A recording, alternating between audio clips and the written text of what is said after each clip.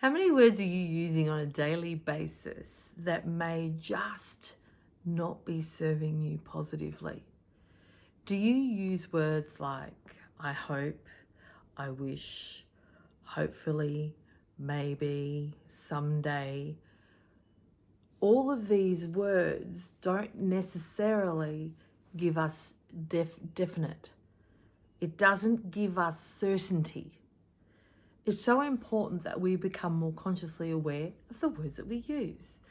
And the reason for this is often when we use certain words, it can actually really impact the way that we feel about self. Have you ever used some words and it just makes you feel yuck? Or have you used other words that make you feel great? Hello, I'm Katarina Smiling. Welcome to my channel. If this is your first time here, welcome. And if you're returning, it's good to see you. So today it was just all about words and language, really identifying what words are empowering you or inspiring you and what words are disempowering you or really pulling you down. It's so important that we're just aware of what's actually coming out of our mouth. Often we say things that we're not even consciously aware of. It's just so flippantly. And I was speaking to a friend the other day and I shared with her that I go to the dictionary a lot. Because what I've discovered is I'm using a lot of words just because I'm almost parroting them, right? Because we hear them and we hear them in a sentence. But what if they're not being used in the right sentence? And if we don't have clarity of a particular word, of the definition of the word, are we really using the right words so we can be heard and understood? Because what I found is a lot of the words that I have even been using, the definition of what I thought they meant, they didn't. So really shifting the words that you use with self can make a massive difference, especially with the inner dialogue. What words are you using? Especially, I'm going to say a couple that are straight coming to mind. I can't. That's one that used to come in my thoughts a lot. It's too hard, right? I need help. There is, maybe I'll get that just one day. They're lucky. I wish I could have that. All these words, how are they impacting you? I can't means you're telling yourself that you will not do it. What if I said to you, there's no such thing as can't? It's up to you how bad you want it. Whenever we want something, if you're not aware of how to do something, do you have the ability to learn how to? Can you go and do more research? Can you go to a course? What can you do so you can? Yeah?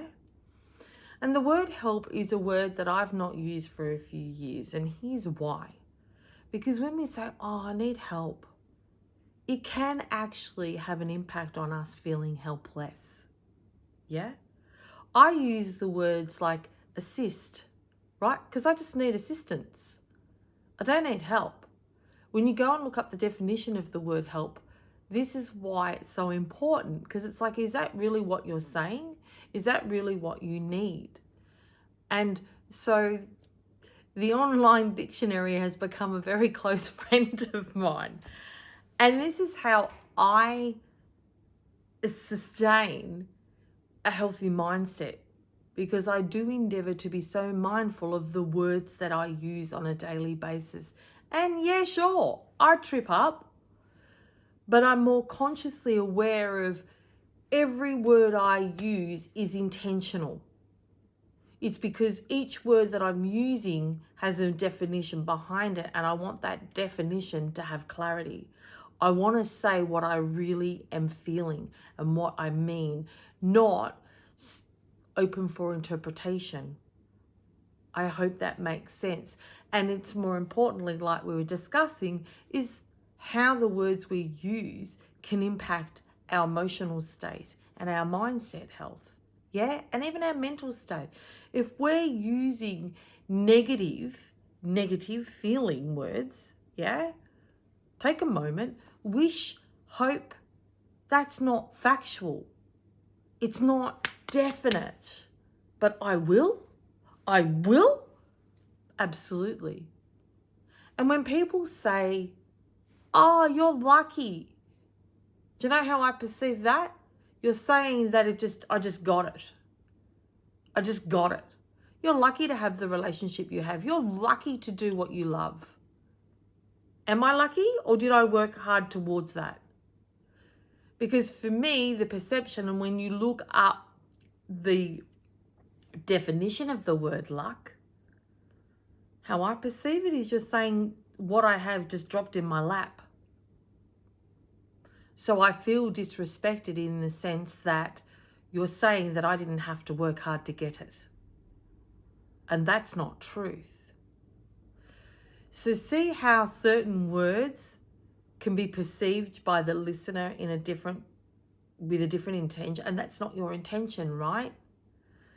So I just wanted to get on here and do a couch chat with Kat and just share with you the importance of words. And those of you who know me know that I hold on to words quite strongly, and my husband will even support, he will say the same thing. But it's because I really want whatever I share to be perceived with the way I intended it, with the exact intention that it's not open to interpretation. And so that is why I look up the definition of words. But where I initially started with this video is to become really consciously aware and mindful of the words that you're using with self. Do you say, I can't? Nah, it's too hard. Nah, I don't believe I can. I need help. Too dumb. Too stupid. That's too hard. It'll take years. What things are you saying to self that's actually even limiting you?